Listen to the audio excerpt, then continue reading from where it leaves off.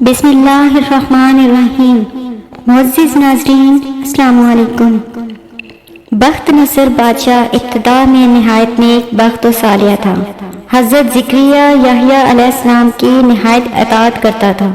اتفاقاً اس نے ایک عورت سے نکاح کیا جس کے ہمراہ ایک لڑکی نہایت حسینہ و جمیلہ پہلے شوہر سے تھی۔ جب وہ لڑکی سن بلوغ کو پہنچی تو بادشاہ اس کی بہار حسن دیکھ کر فریفتہ و دیوانہ ہو گیا۔ اس کی ماں کو پیغام دیا، وہ بہت خوش ہوئی، مگر دل میں اندیشہ کیا کہ بادشاہ پیغمبروں کے مطیع فرمان ہیں اور نکاح اللہ کے پیغمبر کی شریعت کے خلاف ہے، وہ کیوں اس کام کی اجازت دیں گے؟ اس لیے بادشاہ سے کہا کہ تم اس کا مہر ادا نہ کر سکو گے۔ اس نے دریافت کیا کہ کتنا مہر ہے؟ جو کچھ کہو میں دوں گا۔ عورت نے کہا، اس کا مہر تمہارے دونوں پیغمبروں کا سر ہے، اگر تم یہ مہر ادا کر سکو تو لڑکی حاضر ہے، ورنہ اس کا نام مت لو۔ بادشاہ نے کہا، یہ پیغمبر ہمارے دشمن نہیں بلکہ ہمارے خیر خواہ اور دعا گو ہیں، ان کو بے جرم گناہ قتل کرنا ظلم عظیم ہے۔ اس کے سوا کچھ مانگو، جو مہر کہو مجھے منظور ہے۔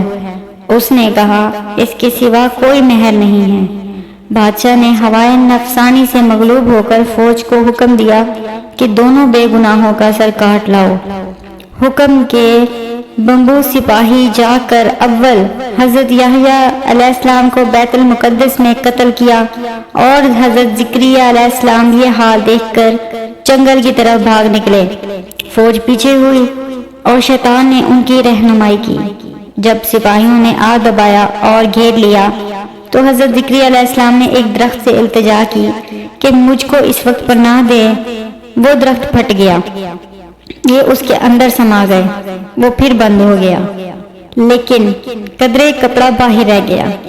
فوج متحیر ہوئی کہ کہاں غائب ہو گئے۔ شیطان نے نشان دیا کہ اس درخت کے اندر ہیں اور یہ کپڑا ان کے موجود ہونے کی علامت ہے۔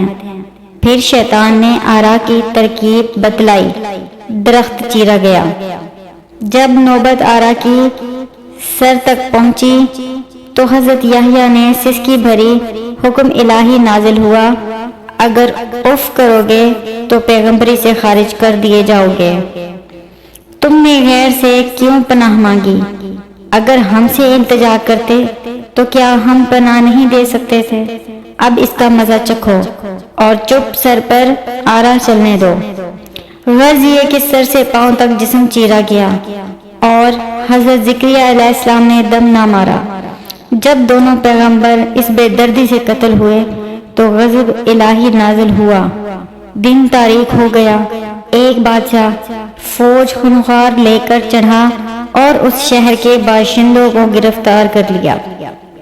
حضرت یحییٰ کا خون بند نہ ہوتا تھا، جب قبر میں رکھتے تھے تو قبر خون سے لبریز ہو جاتی تھی۔ بادشاہ کے لشکر نے قسم کھائی کہ جب تک خون بند نہ ہوگا میں قتل سے باز نہ رہوں گا۔ ہزار رہا آدمی تاتح کر دیے لیکن خون بند نہ ہوا۔ اس وقت ایک شخص حضرت یحییٰ علیہ السلام کی لاش پر آیا اور کہا کہ تم پیغمبر ہو یا ظالم؟ ایک خون کے بدلے میں ہزار آدمی قتل ہو چکے، اب کیا سارے جہان کو قتل کراؤ گے؟ اتنا کہنا تھا کہ خون بند ہو گیا۔